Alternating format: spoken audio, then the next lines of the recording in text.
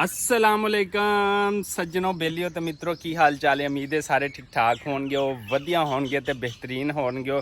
लहंदे पंजाब ते चढ़ते पंजाब ते सारे भैन भरावां नूं सलाम हो गया जनाब।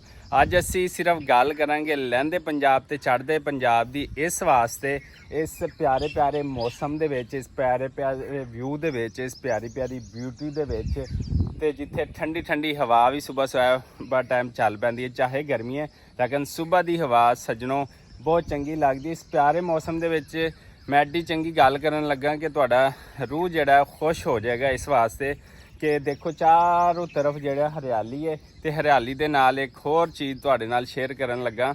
मैं लहंदे पंजाब ते चढ़दे पंजाब की इसलिए गल कीती है कि 5 जुलाई नूं साझा जिहड़ा पंजाब है उहदे हवाले नाल फिल्म रिलीज़ होंदी पई है ते ओह तुसीं फिल्म लाजमी वेखनी है। पंजाबी बोली विच होएगी, जिथे लहंदे पंजाब ते चढ़दे पंजाब यानी कि पाकिस्तान ते इंडिया पाकिस्तान दे दोनों तरफा दे जिहड़े फनकार ने ओह उहदे विच शामिल ने, जिहदे विच तुहानूं पता है कि अंजम सरोया भी हैगा, नासर ढिल्लू भी है ने और इंडिया दे भी बहुत सारे फनकार जिहड़े शामिल है ने। उहदे 5 जुलाई नूं जिहड़ी है रिलीज़ होण जा रही है ते अगर मैं सारे फनकारां दा नाम तुहानूं दस देंगा फिर तुहानूं वेखण दा मज़ा नहीं आना।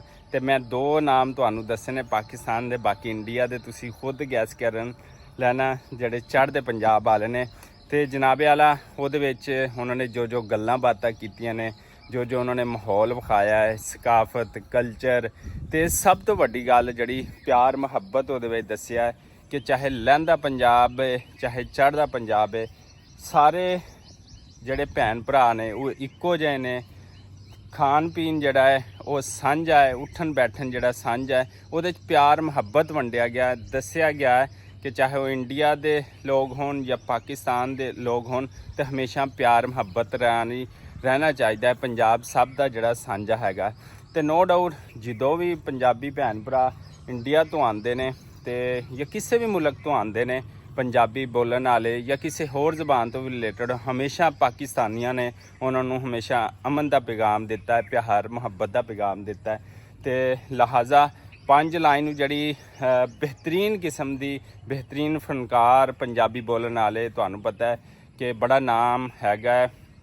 उहदे विच मैं चाहता ये सीगा कि अहमद जिहड़ा सियालकोटी ने वो भी उहदे शामिल होंदे, लेकिन अंजम सरोया साहब, नासिर ढल्लू साहब और होर काफ़ी मज़े दे जिहड़े फनकार ने माशाअल्लाह नाल इंडिया तो पाकिस्तान उहदे शामिल होए ने ते उन्होंने प्यार मुहब्बत का एक जिहड़ा मैसेज दिता है, बहुत वधिया दिता है। तो उम्मीद है तुहानूं सांझा जिहड़ा पंजाब है वो फिल्म जिहड़ी है तुहानूं बहुत पसंद आएगी।